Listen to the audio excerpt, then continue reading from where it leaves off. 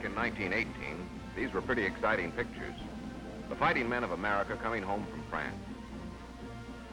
Down Fifth Avenue they marched with their brass shining and grins a mile wide.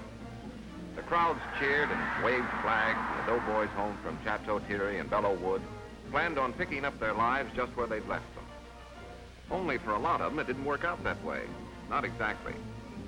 Some of these marching men wanted to go back to school, but discovered they didn't have the money. Others learned the jobs they'd left behind were gone, or if they were there, they didn't want them. They wanted something better. But for these returning soldiers, no legislation had been passed, nor any program mapped out to give them the break they deserved. They got medals, but 15 years later, some of these men were selling apples on street corners. Others were known contemptuously as bonus marchers. What about this time, Mac? Are these Navy boys going to get the same sort of deal? What about this man who's fought the long, tough fight up Italy and has been knocked out? What's going to happen to him? Is it going to be the same for these GIs hitting the beach at Saipan? Or the Siegfried Line, or the Gothic Line, or any line that's needed hitting? When it's all over, is it going to be like last time for them? No, this time it's going to be different. Yeah? What makes you so sure? Because in Washington, there were a group of congressmen with long memories who were in the last war. They knew that when a man gets out of the Army or Navy or Marines, he's worried most about a job, an education, and a home. And that's why Congress, led by the President, passed the law, the Serviceman's Readjustment Act of 1944, better known as the GI Bill of Rights. And to make sure it works, a Veterans Administration is already busy in Washington with General Frank Hines in charge. Sounds all right. Sounds great, in fact. But I'm from Missouri. You got to show me, brother. Happy to. Let's take a typical example. We'll call this corporal who saw action in Italy Big Jones. Here he's signing his name to one of the most important documents of his career, his honorable discharge. After that, he bucks his last GI line to get his mustering out pay. Everybody get the same pay? No. The amount depends on the length of a man's service. $100 for the man who's only worn a uniform 2 months. $200 for the GIs who served here in the States more than 60 days. And $300 for the soldier who's been overseas, like Jones. He gets $100 now, another $100 in a month, and the last $100 in 2 months. Pretty nice, huh? After all, $100 is a lot of bucks. I'm not complaining, so far. But changing over from a GI to a civilian costs money. By the time a guy has bought himself a new outfit and looked around, trying to remember his saluting days are over, most of his dough is pretty well shot. What happens then? That's where the GI Bill of Rights comes in.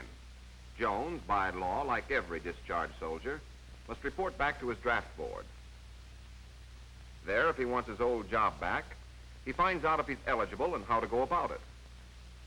But suppose his ex-boss doesn't want to give him back his old job.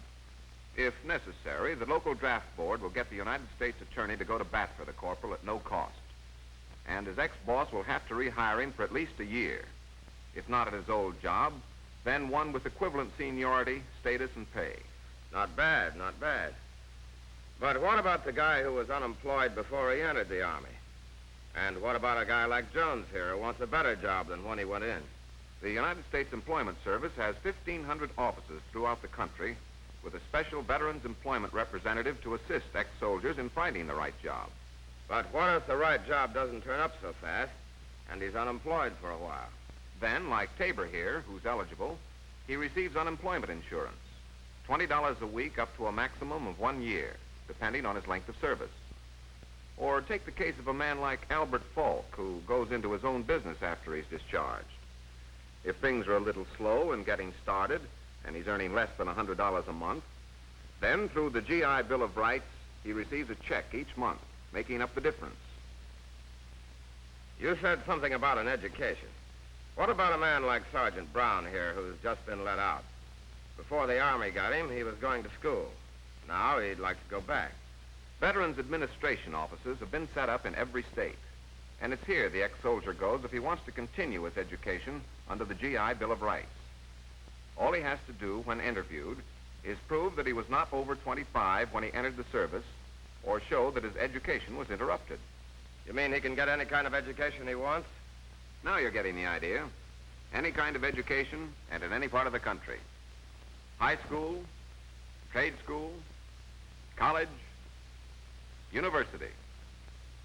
The ex-sergeant, after consulting the Veterans Administration, decides he wants to go to New York University. And here he calls on the registrar, who also serves as a veterans advisor. Brown tells the registrar what he'd like to do, and the courses he'd like to study. Then... Don't tell me I know. The GI Bill of Rights looks after the money end, too. That's right. Tuition is taken care of, funds are provided for laboratory fees, books, supplies, and equipment are included. Through the GI Bill of Rights, the government pays Sergeant Brown's school up to $500 a year, while Brown gets $50 a month for subsistence. If he were married, he gets $75. For how long? Depending on the length of service. A veteran can go to school from 1 to 4 years. And if the ex-soldier's already completed college and wants to take a postgraduate course, such as law, there's nothing to stop him. Oh, yes, one more point. Every soldier or sailor should remember that refresher and retraining courses are open to everyone regardless of age. If a man wants to, he can brush up on his training or plan to take new courses. Nice house, isn't it? Sure, it's nice.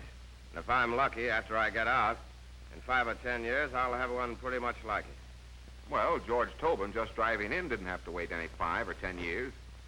As soon as he got out of the Navy, he applied to the Director of Finance, Veterans Administration in Washington.